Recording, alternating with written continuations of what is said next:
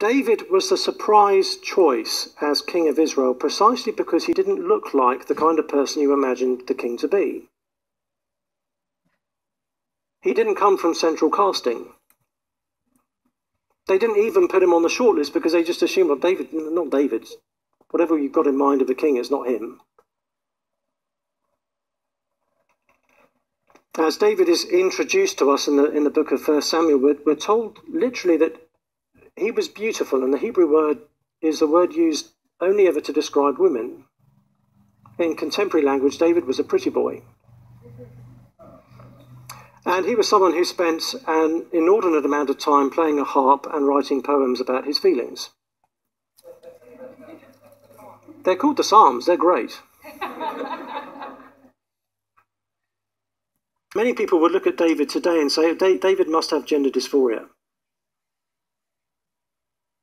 Or you think of some of the feisty women in the Old Testament, and again, many people would have looked at them today if they were growing up in our contemporary culture and said, well, probably some gender identity issues going on there. And it comes about by the brokenness of Jesus' body. He knew what it was like for his body to cause him enormous pain. He knew what it was like, if I can put it this way, to have body image issues, because we're told in Isaiah 53 that people turned their faces away from him. People couldn't bear to look at him. His body image issues weren't in his head, they were real. The kind of people who are normally, do you call them rubberneckers here? When there's an accident on the interstate, who will slow down to have a really good look. There was something about Jesus on the cross that was so appalling, people would actually look the other way. It was more than they could cope with.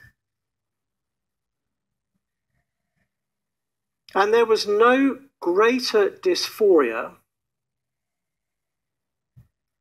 than when he who knew no sin became sin for us.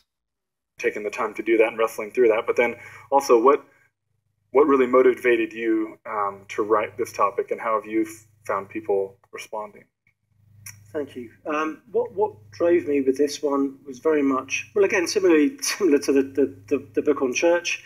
A lot of it was driven by personal experience, and in the case of homosexuality, this has been part of my own story, and in the case of homosexuality, this has been part of my own story, part of my own experience for many years.